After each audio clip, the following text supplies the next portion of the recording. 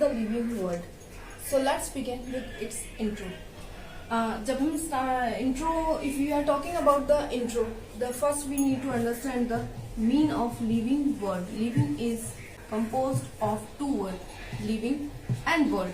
Living में अगर हम बात करते हैं तो आप सबसे पहले क्या इमेजिनेशन करेंगे कि जैसे कि लिविंग ऑर्गेनिज्म जो है, जो हमें दिखाई देते हैं, migratory birds, horses, animals, creatures और micro organism like microplasma, amoeba, euglena, monera and protista, ये सब हम इसको इमेजिन करेंगे. तो जब लिविंग वर्ड की बात है, लिविंग तो समझ में आ गया कि organism is called different kinds of organism is called living, means they are alive.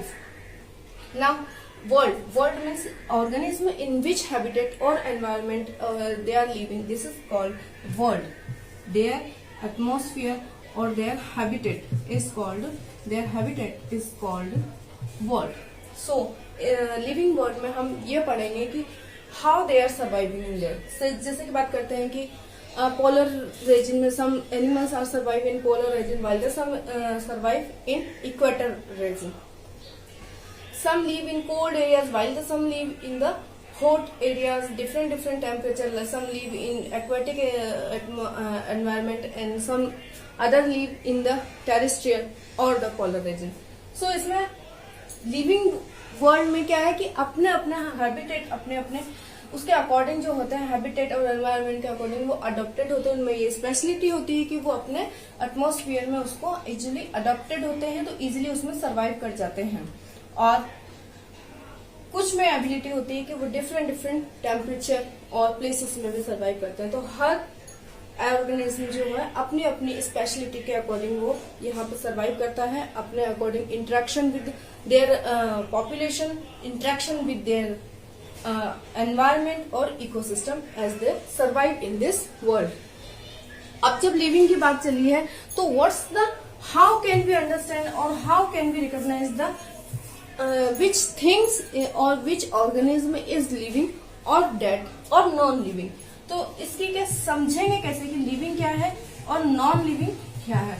तो एक कैरेक्टर्स जो होते हैं, कुछ कैरेक्टर्स जो होते हैं, जैसे अलग अलग एनिमल्स में अलग अलग कैरेक्टर्स होते हैं कि इनमें कैरेक्टर्स है, तो हम क्या इमेजिन करते हैं कि हाँ हम क्या क्या देखते हैं एनिमल्स में कि that anything is growing, that is if anything is growing, that is living. Means growth is the symptoms or characteristics of the organism. पहले हम ग्रोथ की बात करते हैं. So ग्रोथ का मीन्स क्या होता है?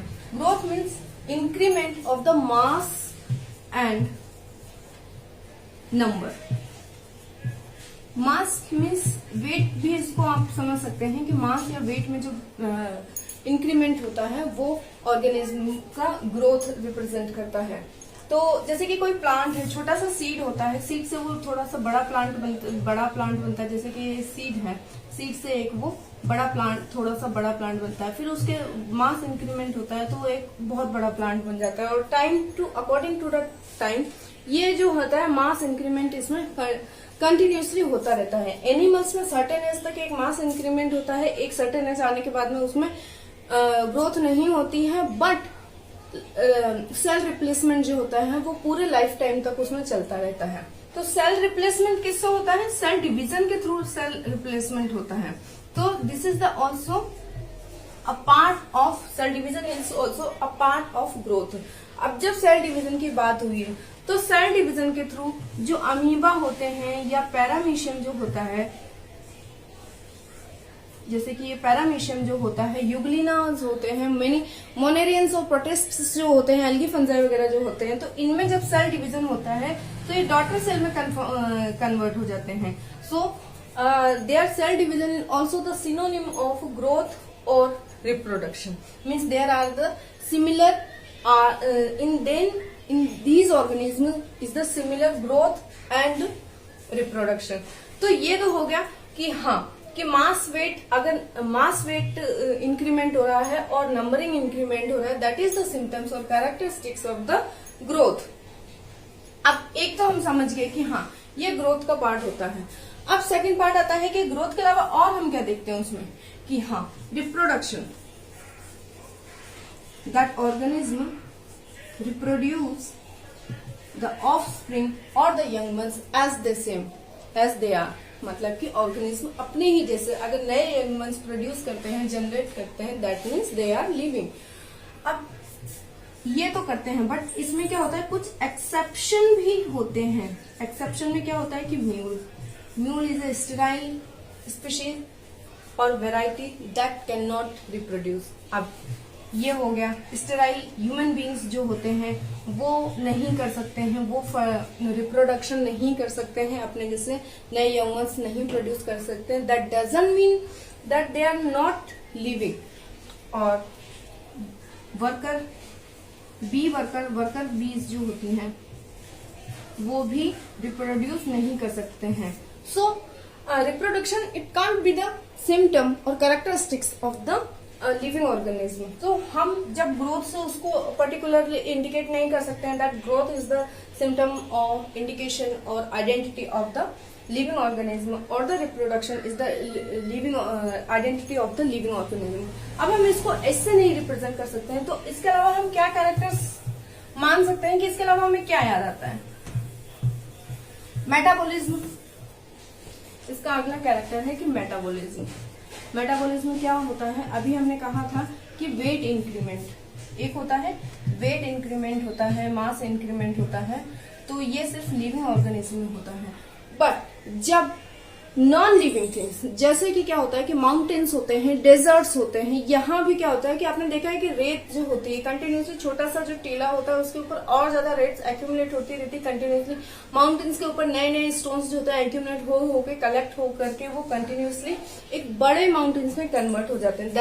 देयर इज ऑल्सो एक्यूमुलेशन और mass weight increasing, but it happens by the external forces, external factors like by the pressure, by the light, temperature or wind, by cyclone। तो वो सब external उसको pressurise करते हैं कि हाँ उनका एक्यूमुलेशन बाय आउटर प्रेशर से हुआ है या आउटर पावर फैक्टर से हुआ है।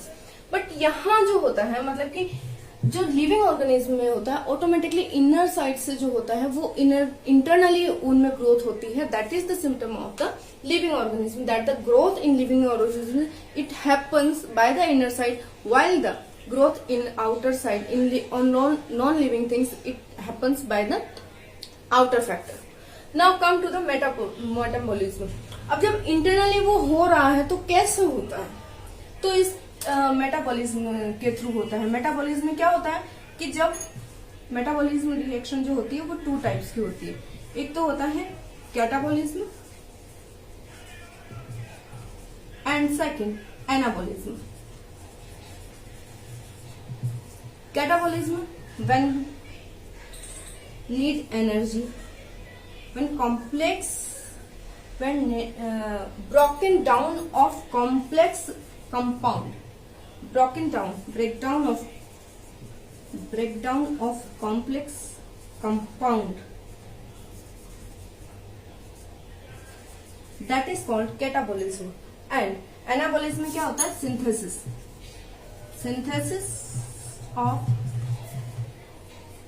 synthesis of complex compound, मतलब कि जब एक कॉम्प्लेक्स कंपाउंड जब सिंपलर कंपाउंड में चेंज होता है एंड एनर्जी रिलीज करता है, मींस एनर्जी यूटिलाइजेशन के लिए जो प्रोसेस होती है that is called catabolism.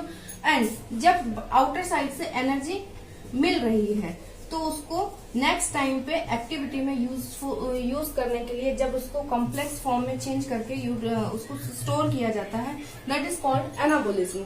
So this process is happens in only living organism.